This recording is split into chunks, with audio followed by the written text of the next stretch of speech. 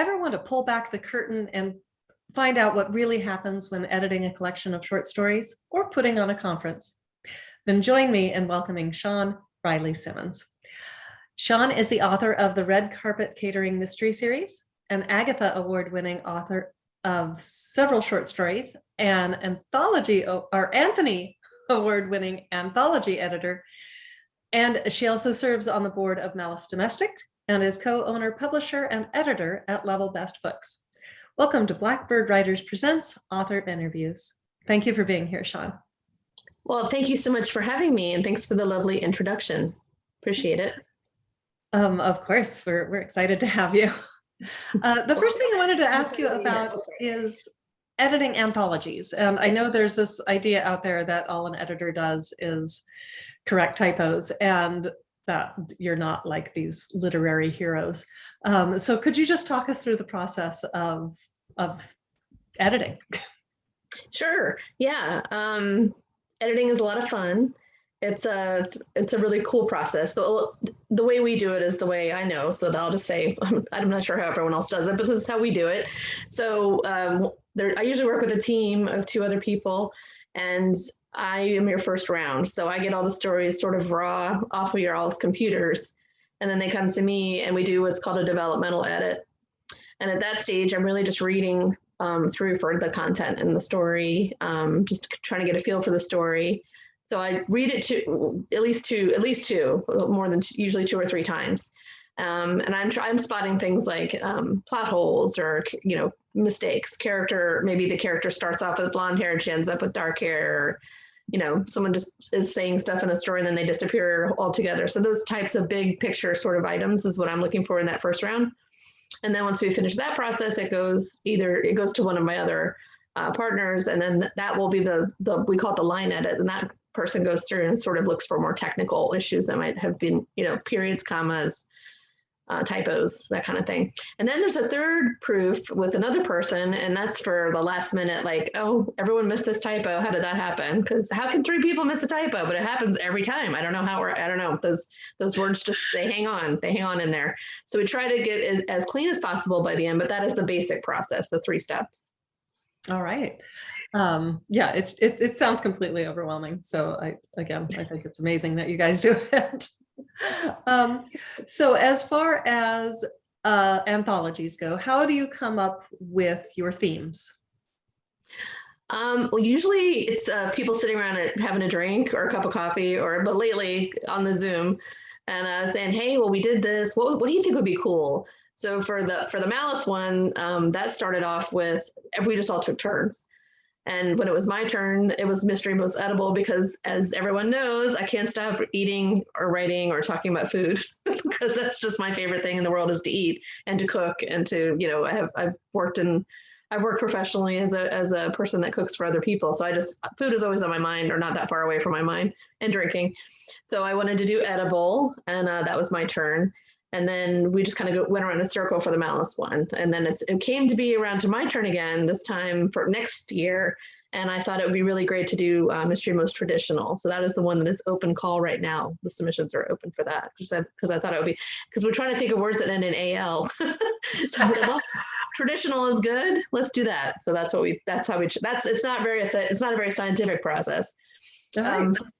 It's just sort of a loosey-goosey, sort of what we feel like doing. But the ones for Level Best, those were all New England ones to begin with. But our first year, we just wanted to do, again, we did Noir at the Bar. I did a lot of Noir at the Bar, so I wanted to do Noir at the Salad Bar, because I wanted to do, my first culinary one was that one.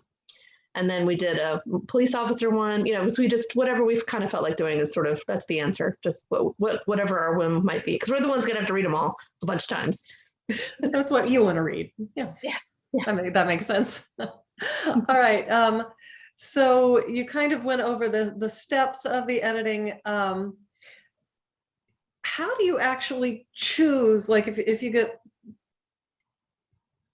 120 submissions and you can only pick 30, is it those plot holes that you eliminate? How do you actually choose what goes into the final anthology? So for all the ones I've been involved with, Pretty much it's been a blind submission process, and we have at least 2 or 3 people reading each story without knowing anything about who wrote it or anything like that. So I just come to them reading them as, okay, I'm sitting down to read a few stories today and see which ones strike my fancy. And if I enjoy it, if it's actually a short story, meaning it has a beginning, middle, and an end, it's not just like a scene that sounds really cool, but it's not really a story, that, you get those kinds of things too. So if it's a well-structured short story with compelling characters that I enjoy reading, I'm going to give it, we grade on a scale of 1 to 10.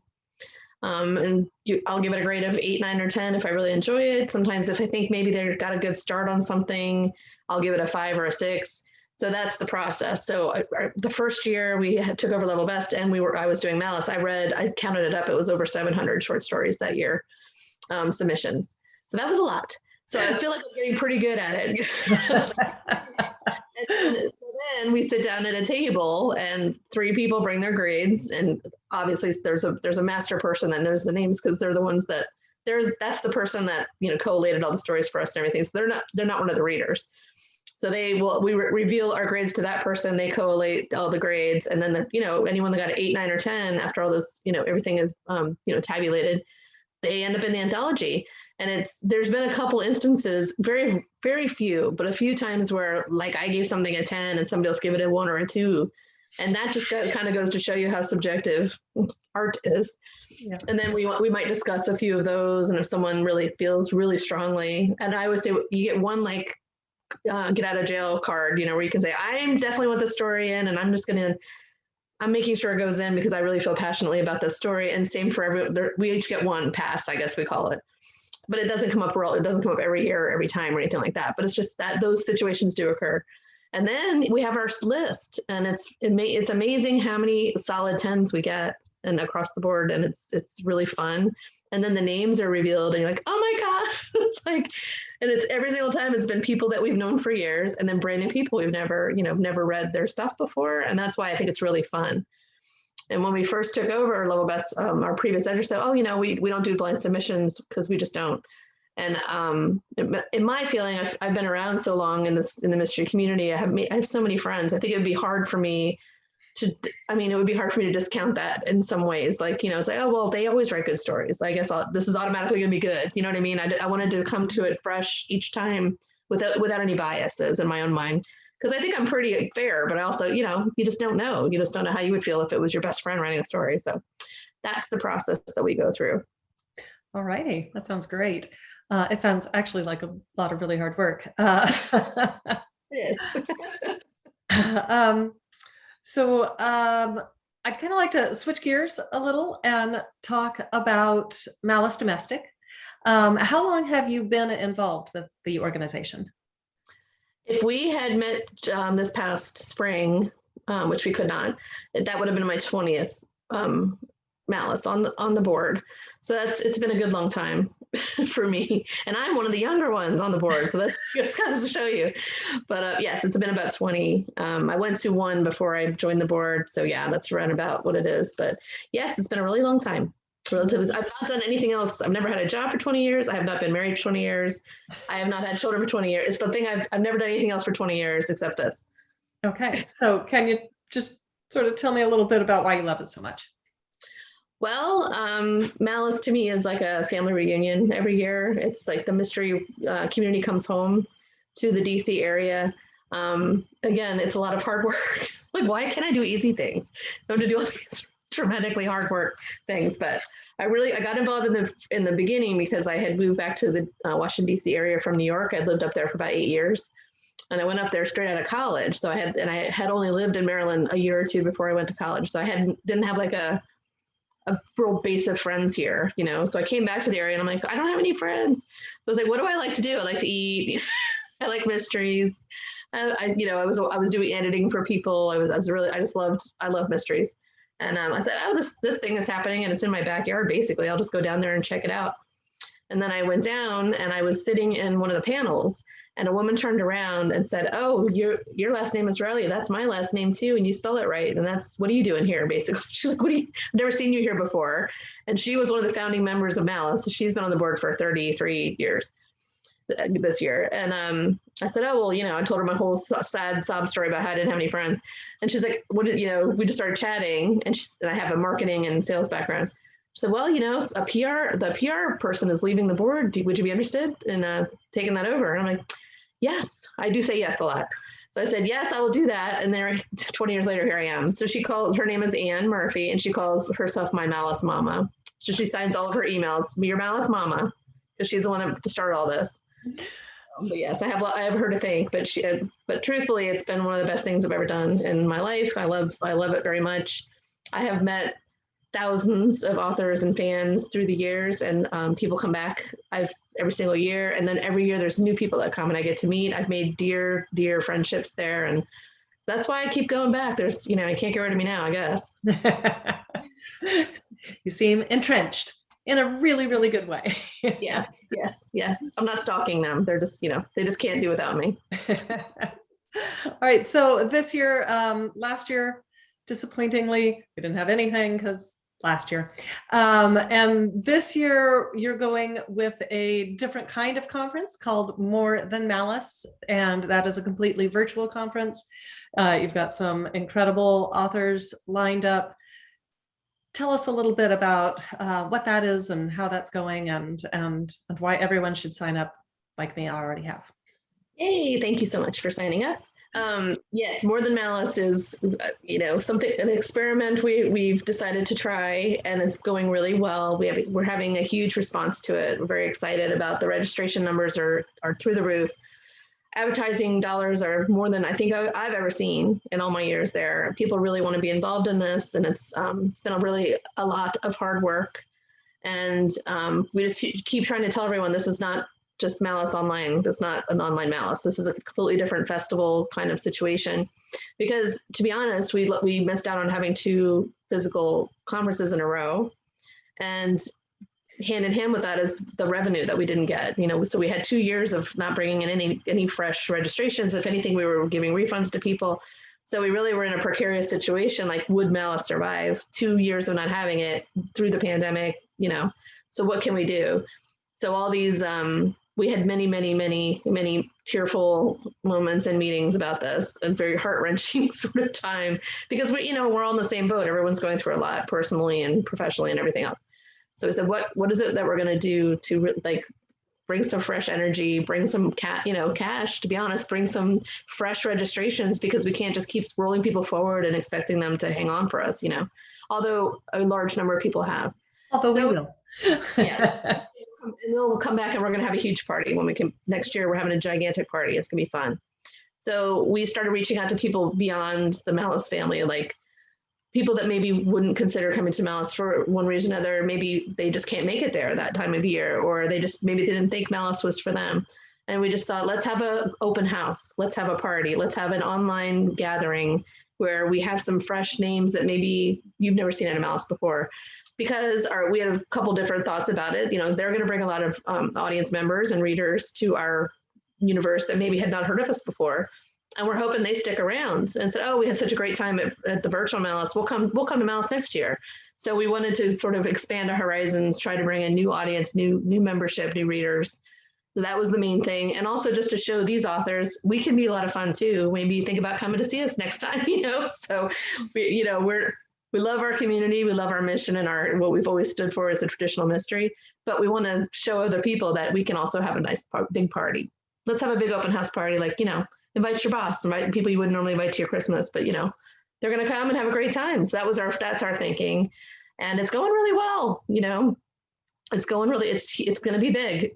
It's going to be a big event. So we're getting it's close to 1,000 people. So it's getting big. So yeah, that's fantastic. Yeah. And you get emails every week that are like, and these new authors are coming, and it's really exciting. Yeah. Yes, thank you. So do you think you will just kind of roll these kinds of this concept into Malice and Malice Domestic in the future, or do you think you might have 2 conferences, because you don't have enough to do, 2 conferences in the future? Well, we do want to, and I think many people during this time have figured out that it's a really nice I always try to look at the upsides of things because that's just my personality. So what are the upsides of being locked in your house for a year? I learned how to do Zoom. I learned how to connect with people virtually. And there are some major benefits to that. It's less expensive. You don't have to leave your house. Some people do not like to fly or travel. And if something is so far away from them that they just can't fathom going to that or spending, it's a lot of money to go to a convention or conference. No matter what you're doing there, it's going to be money out of your pocket. Yeah. So I think going forward, we're always going to have a virtual component to Malice, because I think there are a number of our community that just for whatever reason can't come. And every year I've had authors say, my daughter's getting married, but I could do like Friday, but I can't. I'm not going to spend I can't spend all that money to come for one day. And I totally get that. Everyone understands. And there's some elderly people that used to come all the time that can't, just can't get on a plane. And there's some people that aren't going to get on a plane again for a really long time for whatever, for other reasons. Yeah. So we're always going to have a virtual component, at least if we just do the Agatha Awards online or something like that, where it's always accessible to everyone, even if they can't physically come to Washington, D.C., which I get. It's not the most fun to fly into to Washington, D.C. It's kind of a nightmare, actually. So I get it. But that part, yes. And we also want to keep our doors open to authors who may have in the past thought, maybe that's not the right fit for me. We really want them to come and check us out. So we are going to have outreach and say, maybe you should come and give us a try once or twice, or just at least, let us ask us if we are open to you, instead of, we don't want anyone to feel excluded, I guess, is what I'm trying to say. I don't want anyone to feel excluded anywhere in the world. So much less at where I work. It's one of the silver linings, I think, is that virtual components really do open it up to a lot of people who couldn't be there before, and I love that. I know it's like when I fly there, I'm flying from Arizona, and there's like a 7:00 a.m. breakfast, and it's like it's 4 a.m. for me. Yeah, seriously, it's a big problem. Or you could come like the Monday before and spend $2,000 to stay in. So right. It's just nice to have options. That we have those now. So for sure. Okay, so finally, what I'd like to ask about is what is going on with you next? What can your fans look forward to seeing? Well, thank you for asking. Well, I'm going to be at More Than Malice. Somebody said something like, are you going to be there? I'm like, no, I'm not going to be there. Of course I'm going to be there. I'll be there. I'll be behind the scenes a lot of the time, but I will be there. I'm moderating a domestic suspense panel during More Than Malice, which is very exciting. And more, you can find out a lot of information about all the panels at malicedomestic.org. So go on there and check it out. So that's the very next thing I'm doing. Actually, I'm doing a lot of, I'm still doing a lot of virtual events nowadays. I'm doing a lot of library talks and things, interviews, this kind of thing online. I have a podcast, 5 Compelling Questions with Shawn, where I interview authors. So it's kind of fun to be the interviewee for a change, because I'm usually interviewing. I do that almost every week. So that's on everywhere you hear podcasts, iTunes, and all that stuff. I have a story coming. I just had a story come out in an anthology called Murder on the Beach. And that was a lot of fun. It's 8 authors, and we all wrote beach stories. And so that's actually, that book is doing really well. And I'm really good friends with most of the other authors in the anthology. So it was fun to work together on that. And then I have a story also coming out in an anthology called Murder by the Glass. And that will be out in late summer, early fall. And that's, again, a ton of my friends are in that one. So that's really fun. And I love that story. I used to sell wine for a living. And they approached me to write a story about wine. I'm like, I used to sell wine for a living. So I wrote a story about a person that sells wine. Of course. Because that's what I know. I was like, that's easy. I can do that. But I really like that story. So that'll be coming out later this year. I am working on a standalone domestic suspense novel of my own. And my series, the last book in my series, I write the Red Carpet Catering Mysteries. And the 7th book came out before the pandemic kind of slowed everything down. So there's 7 books in that series. And that one, the last one is called Murder on the Chopping Block. And I think that's it for now. I'm also editing a ton of books and stories for other people. I'm working on the next. Oh, I have a story in the Malice anthology that's coming out after More Than Malice, and that is The Devil's in the Details or something. No, that's a different one. Anyway, I have a lot of stuff coming out. It's hard to I can't even keep track of what I'm doing, much less anything else. So, but that's it for today. That's it for today. Is that all? So That's awesome. Maybe I do too much. I don't know. Maybe I need to calm down. I'm not sure. Well, thank you so much for being here today and chatting with me about everything. Everything. Wow, because you do everything. Had a really good time. Thank you for being here for Blackbird Writers Presents Author Interviews. Well, thank you so much for having me. You're a great interviewer. It was so fun to chat with you. You're just lovely. Well, thank you so much.